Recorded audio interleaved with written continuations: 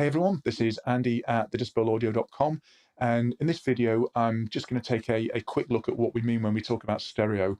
It's one of those expressions, we use it a lot, and it's got a couple of different meanings depending on context. The most common meaning is it refers to a system where you've got a couple of tracks of audio playing back through a pair of speakers or headphones or earbuds, and you've got sound sources which are panned around the stereo image in there so that you get a sense of space between the instruments or between the parts of sound in a mix.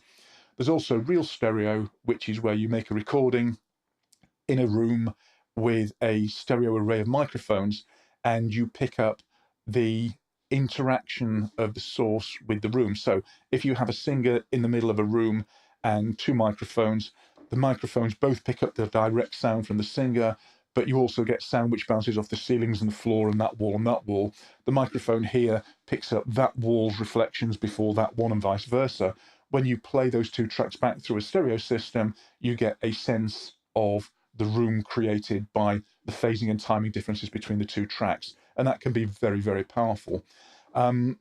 Recording in stereo is great when you've got sources which are sort of fairly simple and that work together. So a vocalist with a piano accompaniment can sound beautiful recorded in true stereo.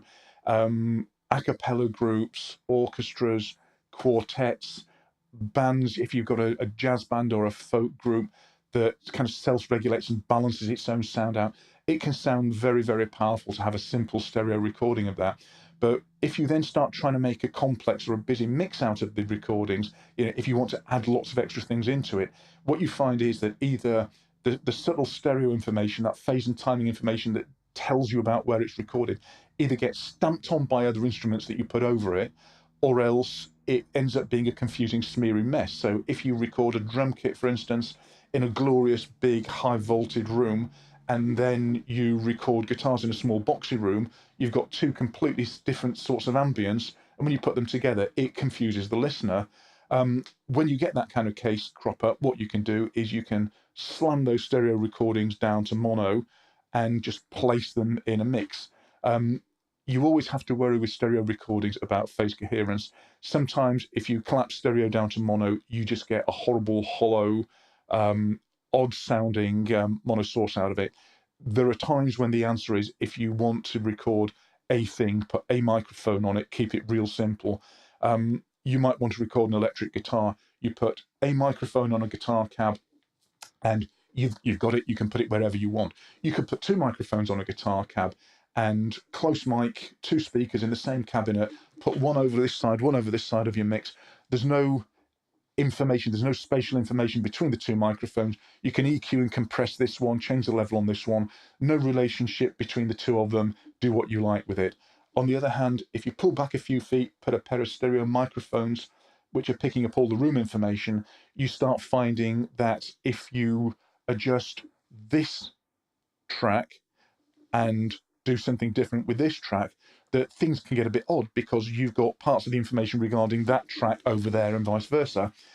So you've got to be a little bit careful.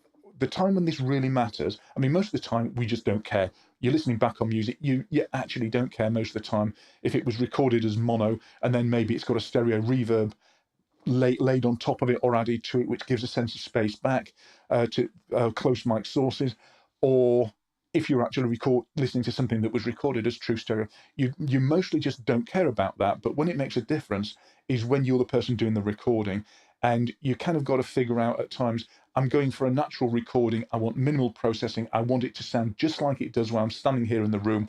That's a great opportunity for stereo recording. If you're looking at something that's going to be created and mixed in the mixing process in the studio, it's something that's going to have overdubs and complexity added into it, then it's probably A, not worth the effort of stereo recording, and B, probably quite dangerous to do stereo recording because of the phase differences that can really mess up your sounds when you collapse them down to mono. The other thing to bear in mind is that if you're doing something, say, with lush strings, the reverberation of a good sounding room can really gel the sections together. If you're recording death metal, all you're going to end up with is smeary, phasey timing on those blast beaty drums, those heavy chugging riffs, because everything that's bouncing around the room is just going to take the attack off the fast playing that's so essential to certain styles. So at the recording stage, it matters. At the playback stage, not at all. Right. I have got a couple of videos which will be coming up fairly soon. I'll be doing them over the next couple of weeks or so, talking about stereo processing. And that's going to be both in the sense of two-bus processing, which could be pan mono or true stereo, and stuff for just true stereo, some of the stuff that you can and can't do with that. So I hope this is of some use to you for the moment. Until the next time, this is Andy at thedecibelaudio.com. Look after yourselves, and I'll see you in the next video.